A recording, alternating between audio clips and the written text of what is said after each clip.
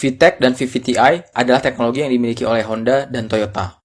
Keduanya sama-sama dikembangkan untuk meningkatkan efisiensi mesin, memungkinkan kendaraan memiliki performa yang lebih tinggi dan konsumsi bahan bakar yang lebih rendah. Meskipun tujuannya sama, namun keduanya bekerja dengan mekanisme yang berbeda.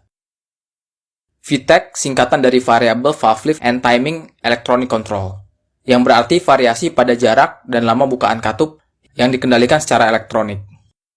VTEC menggunakan 3 buah noken atau cam untuk menggerakkan katup, di mana cam tengah hanya bekerja di RPM tinggi dan 2 cam lainnya pada RPM menengah ke bawah.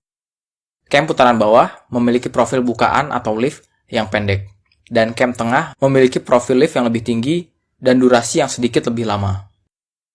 Cam dengan profil lift rendah digunakan pada putaran rendah, karena di putaran tersebut waktu terbukanya katup lebih lama, membuat udara yang ditarik oleh piston dapat mengisi seluruh ruang bakar, meskipun bukaan katupnya kecil. Penggunaan profil lift yang pendek juga mengurangi daya yang terbuang untuk mendorong per katup. Torsi pada putaran bawah masih terjaga.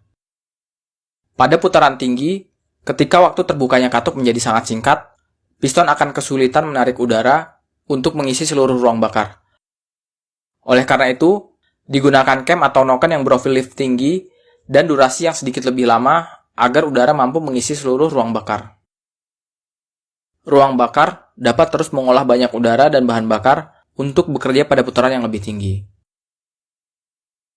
Penggunaan 2 profil noken as pada VTEC membuat kendaraan-kendaraan buatan Honda menjadi lebih irit dan lebih bertenaga. Sementara VVT adalah singkatan dari Variable Valve Timing, yang artinya variasi pada timing bukaan katup. Timing atau pewaktuan bukaan katup dapat dimajukan atau dimundurkan menyesuaikan kebutuhan mesin.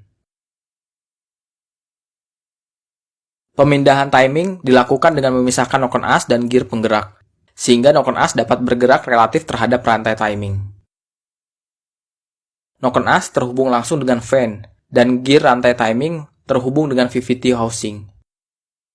Untuk memajukan atau memundurkan noken as, dilakukan dengan mengisi oli pada rongga antara housing dan fan. Misalnya, pada proses pemunduran timing, pelumas akan mengisi rongga mundur dan mendorong pelumas yang ada di rongga maju untuk keluar dari rongga maju, dan juga sebaliknya. Dengan mengatur kapan katup terbuka dan tertutup pada RPM manapun, mesin akan menghasilkan daya dan torsi yang besar tanpa perlu menggunakan banyak bahan bakar, dari mulai berakselerasi hingga kecepatan tinggi. Penambahan I pada VVT adalah penggunaan bantuan kecerdasan komputer dari ECU untuk memperhitungkan beban kendaraan, putaran mesin, sensor throttle, dan sensor-sensor lain untuk menentukan sudut bukaan katup yang paling optimal di setiap rentang RPM. Sedangkan penambahan I pada VTEC bukan hanya pengaturan oleh ECU saja, tapi juga penambahan sistem variable cam timing, yang hampir sama dengan VVT. Mesin dengan teknologi iVTEC memiliki keunggulan dari teknologi VTEC dan VVT sekaligus. Toyota juga sempat mengembangkan sistem yang hampir sama dengan iVTEC, yaitu VVT-Li, atau Variable Valve Timing and Lift Intelligence, yang diterapkan pertama kali tahun 1999 pada Toyota Celica GTS.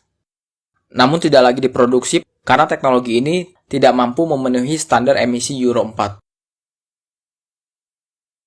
Jadi perbedaan paling mendasar antara VVT dan VTEC adalah pada sistem bukaan katupnya, di mana VVT mengatur timing bukaan katup dengan merubah sudut noken as terhadap VVT-i housing.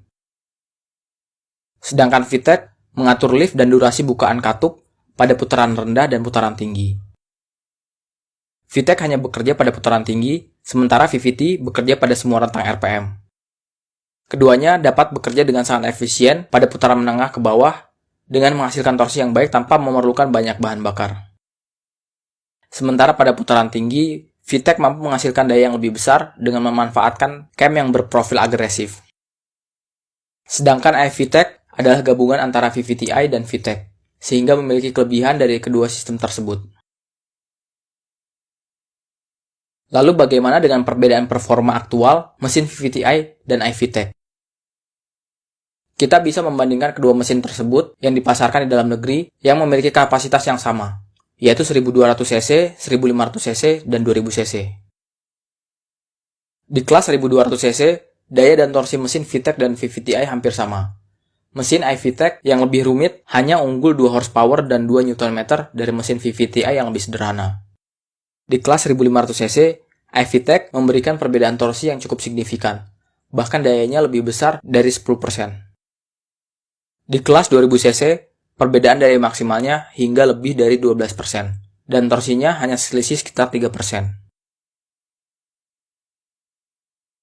Untuk konsumsi bahan bakar, secara aktual, kedua teknologi ini kurang lebih sama. Ada yang lebih baik di dalam kota, dan ada yang lebih baik di jalan tol. Dan untuk akselerasi, mesin iVTEC juga memberikan pengalaman berkendara yang lebih baik, karena memerlukan waktu yang lebih sedikit untuk mencapai 100 km per jam. Kedua teknologi ini juga digunakan pada produsen otomotif yang lain dengan mekanisme yang sedikit berbeda dan trademark yang berbeda. Ada yang menggunakan variable valve timing saja, atau juga ada yang menggunakan variable valve lift, atau gabungan dari keduanya. Sekian dulu videonya, semoga informasi ini dapat memberikan gambaran yang lebih jelas mengenai kedua teknologi otomotif yang paling populer ini, dan juga bisa membantu memilih kendaraan yang terbaik berdasarkan teknologi mesin dan konsumsi bahan bakarnya. Kami harap waktu Anda bermanfaat, jangan lupa untuk komen jika ada yang salah,